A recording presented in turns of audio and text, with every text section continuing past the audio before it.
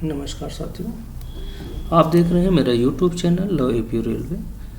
आज कई दिन बाद मैं वीडियो बना रहा हूं क्योंकि समय की कमी थोड़ा सा है, क्योंकि वर्कलोड भी ज़्यादा है ऑफिस में, उसके कारण से टाइम नहीं मिल पा रहा था। लेकिन आप लोगों से फ़ोन में भी कई लोगों ने बोला कि सर थोड़ा सा वीडियो डालिए, तो उसके लिए फिर मुझे टाइम निकाल के वीडियो बनाना पड़ रहा है। ठीक है, इसमें ऐसा कुछ नहीं है। तो हम आज शुरू करेंगे रिटायरमेंट बेनिफिट्स के बारे में। रिटायर कोई एम्प्लॉय होता है, जब रिटायर्ड होता है उसको कौन कौन से बेनिफिट्स मिलते हैं मुख्य रूप से, जिसका कैलकुलेशन किया जाता है और रिटायरमेंट के समय उसको उसका पैसे का भुगतान किया जाता है, उसके बारे में आप लोगों को बताऊंगा। ठीक है, ये तो मैं आपको समझा रहा हूँ, लेकिन ये वेबसाइट है भारत सरकार की pensionersportal.gov.in, ये वेबसाइट है। और बहुत ज़्यादा जानकारी जाना है तो डिटेल में इसमें भी आप देख सकते हैं, समय समय पर अपडेट होती रहती है, हर चीज़ के लिए आप उसमें से सीख सकते हैं। अब मैं आपको बताऊंगा कि जो आदमी रिटायर्ड होता है, जो कर्मचारी, उसको क्या क्या मिलते हैं। सबसे पहले उसको मिलती है पेंशन। ये जितने भी बेनिफिट्स हैं आपको एनपीएस के लिए नहीं बता रहा हूँ, ये आपको जो ओल्ड पेंशन वाले हैं पहले उनके समझिए, क्योंकि रिटायरमेंट का जो बेनिफिट मिलता है वो ओल्ड पेंशन वाले को मिलता है।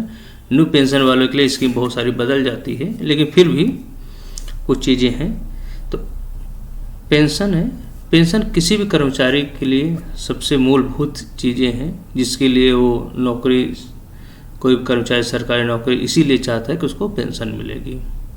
ठीक है, पेंशन वो आपकी जीविका का एक साधन है। जब आप बुजुर्ग हो गए हैं, रिटायर्ड हो गए हैं, आपके पास कोई नहीं है, उस समय पेंशन ही आपके काम आती है। ठीक, तो पेंशन जो है हर कर्मचारी को जो रिटायर्ड हो जाता है उसको मिलती है। ओल्ड पेंशन में, न्यू पेंशन में नहीं है। इसलिए मैंने वही पहले बोला कि आपको जो भी मैं पढ़ा रहा हूँ, इस बता रहा हूँ, ओल्ड पेंशन के साथ अभी बता रहा हूँ, इसलिए आपको समझना है। ठीक है, कर्मचारी रिटायर्ड होता है, रिटायर्ड होने के बाद उसका जो बेसिक होता है, मान लीजिए एक कर्मचारी रिटायर्ड हो गया, उसका बेसिक 50,000 है, तो 50,000 का आधा 25,000 रुपये उसकी पेंशन बनेगी। सीधा सीधा फंडा है, कोई इसमें कुछ अलग चीज़ें आपको समझने का भी ज़रूरत नहीं है। पेंशन का मतलब बेसिक का 50% ये आपको पेंशन मिलेगी। ठीक है, उसके बाद आता है कम्यूटेशन ऑफ पेंशन, क्योंकि कम्यूटेशन ऑफ पेंशन और पेंशन दोनों को साथ में इसलिए मैं लेके चल रहा हूँ। मान लीजिए मैंने उदाहरण आपको बताया कि 50,000 आपकी बेसिक है, आपने 25,000 रुपये आपको क्या मिलेगी, पेंशन मिलेगी। लेकिन उस 25,000 का मैक्सिमम, अधिकतम आप 40% बेच सकते हो। बेचने का मतलब ये होता है, जिसे कम्यूटेट करते हो, मतलब कहने का कि आपने जो 25,000 का 40%, 25 चौको 10,000 रुपये का एक ही बार में आप पैसा ले लोगे, और ये 10,000 रुपये आपका 15 साल तक कटता रहेगा।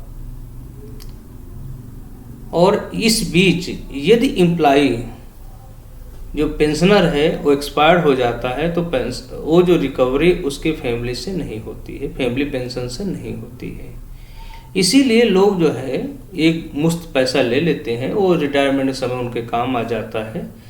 कम्यूटेशन ऑफ पेंशन मतलब 10,000 है, उसके बाद एज फैक्टर के हिसाब से रिटायरमेंट के समय 60 के एज फैक्टर है, एक कम्यूटेशन टेबल होती है, उस टेबल के अनुसार मल्टीप्लाई करते हैं इनटू 12। ये उसका फार्मूला है कम्यूटेशन ऑफ पेंशन के लिए। ये है 40% मैक्सिमम है, कोई 30% चाहता है, कोई 20% चाहता है, लेकिन ज़्यादा 99.9% लोग 40% ही कम्यूटेशन करवाते हैं। ठीक है, ये आपकी टेबल है, उस टेबल के अनुसार ही उसका जो फैक्टर है वो टेबल में लिखा रहता है इनटू 12। ठीक है, ये आपका कम्यूटेशन ऑफ पेंशन हो गया है, और ये आपका कितना चलेगा, 15 साल तक ये 10,000 रुपये कटता रहेगा। अब आपको पेंशन कितनी बनेगी, 25,000। और 10,000 आपने बेच दिया है। तो अब हम आपको समझना है कि जो आपने पेंशन बेची है वो आपने पेंशन बेची है, ना कि डीए बेचा है। आपको ये समझना है कि जो बेसिक जो पेंशन है 25,000 वो आपकी पेंशन है, डीए इसी पर मिलेगा। मान लीजिए 10% डीए हो गया, 25,000 का 10% 2500, इन दोनों को जोड़ लेंगे 27,500 माइनस 10,000। कहने का मतलब यह है कि जो आप कंप्यूटेट करवाते हैं, कंप्यूटेशन में आपने पेंशन को बेचा है, ना कि डीए को बेचा है। तो ये सब कंफ्यूजन नहीं होना है आपको, ठीक है। फिर आपकी आती है डीसीआरजी। डीसीआरजी से हम आप लोग ग्रेच्युटी कहते हैं, सामान्य भाषा में ग्रेच्युटी होती है, डेथ कम रिटायरमेंट ग्रेच्युटी। ये किसी भी कर्मचारी को, चाहे एनपीएस हो चाहे पीएफ वाले, सबको डेथ कम ग्रेच्युटी रिटायरमेंट ग्रेच्युटी मिलती है। ये मैक्सिमम 20 लाख रुपए है, ठीक है। सब चीज़ इसमें लिखी, कितने क्वालिफाइंग सर्विस से डेथ ग्रेच्युटी है और ये रिटायरमेंट ग्रेच्युटी है, ठीक है।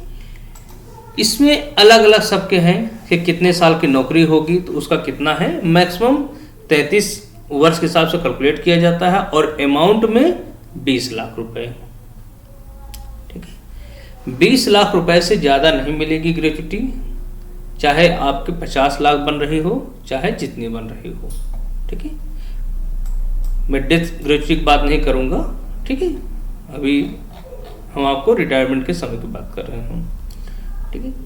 जनरल प्रोविडेंट, जिसे हम लोग जीपीएफ बोलते हैं, प्रोविडेंट फंड या पीएफ बोलते हैं, वो पीएफ आपको मिलेगा जो भी पैसा आपका है जमा है। कंट्रीब्यूटरी प्रोविडेंट फंड जिसे वीपीएफ आप लोग बोलते हैं, वो आपका वीपीएफ मिल जाएगा। दोनों मिला के एक ही साथ उसका भुगतान होता है, अलग अलग भुगतान नहीं होता है, ठीक है। लीव इनकैशमेंट, लीव इनकैशमेंट आपका मैक्सिमम जो एलएपी होती है 300 ही इकट्ठा हो सकती है। उस जो 300 एलएपी होती है उसका पैसा आपको मिल जाता है, मतलब 10 महीने का पैसा आपको मिल जाएगा। लेकिन मान लीजिए आपके पास 300 एलएपी नहीं है, आपके पास 250 एलएपी है, और तो आपको जो 50 है एलएचएपी का पैसा मिल जाएगा। लेकिन वो जो 50 है वो आपका क्या नहीं होगी, मतलब कहने का 50 की जगह पे 100 आप एलएचएपी नहीं कटवा के उसको 50 का पैसा नहीं मिलेगा, पैसा आपको 25 का मिलेगा, 25 एलएपी के बराबर। लेकिन उस संख्या होगी 300, 250 एलएपी प्लस 50 एलएचएपी। इस प्रकार से 50 एलएचएपी का मतलब आपको 25 एलएपी का। लेकिन 50 का मतलब ये नहीं कि आपने 50 रुपये 50 जो और जो 100 कर दिया, 100 के बदले 50, ऐसा नहीं है। आपको ये समझना है 300 दिन से ज़्यादा नहीं हो सकती है एलएपी और एलएचएपी मिला के। ये लीव इनकैशमेंट का फार्मूला है, ठीक है। ये चीज़ आप जो है पढ़ सकते हैं, ठीक है। उसके अलावा होता है जीआईएस, जो कि ग्रुप सी के लिए 30 रुपये पर मंथ, ग्रुप बी के लिए 60 रुपये और ग्रुप ए का 120 रुपये पर मंथ कटता है। और उसकी प्रत्येक वर्ष जो है एक टेबल आती है, उस टेबल के हिसाब से इसका कैलकुलेशन होता है जीआईएस का। टीएफ और सेटलमेंट एडमिनिस्ट्रेशन अदर, जब आप एम्प्लॉय रिटायर हो जाता है, रिटायरमेंट के बाद कहीं दूसरे जगह शिफ्ट होता है तो उसको सीटीजी मिलती है, ठीक है, कंपोजिट ट्रांसफर ग्रांट। तो ये पूरा उसमें शामिल हो जाता है। तो आपका किराया भाड़ा सब मिल जाता है, बेसिक का भी 80% मिल जाता है, जैसे नॉर्मल एम्प्लॉय को मिलता है ट्रांसफर पे सेम से वैसे ही है, ठीक है। और ज़्यादा आपको मैंने पहले बताया था, ये पेंशनर पोर्टल है .gov.in। इस पोर्टल पे आप जाएंगे, आपको बहुत सारी चीज़ें मिलेगी। जो एग्ज़ाम की तैयारी कर रहे हैं उनके लिए और बहुत सारी चीज़ बेनिफिट्स है इसमें, और डिटेल जाके सर्कुलर है जो इस्टेब्लिशमेंट के स्टाफ हैं और ज़्यादा इसका अध्ययन कर सकते हैं, ठीक है। ये आपके लिए बहुत ही फ़ायदेमंद है।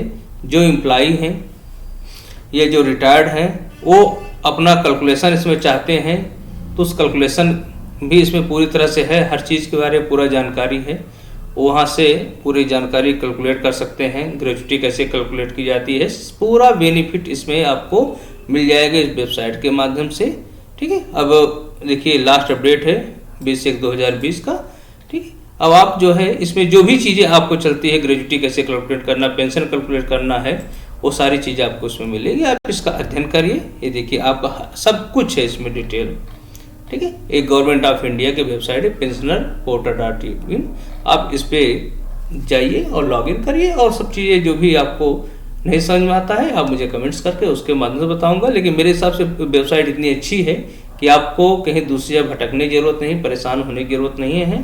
आप अपना पेंशन, आप अपना जो भी डिटेल है रिटायरमेंट बेनिफिट इससे से प्राप्त कर सकते हैं आप, ठीक है। और ज़्यादा जानकारी के लिए आप मेरे यूट्यूब चैनल को देखते रहिए, और जो भी है कमेंट्स करिए, मैं आपको ज़रूर सहायता करूँगा। धन्यवाद।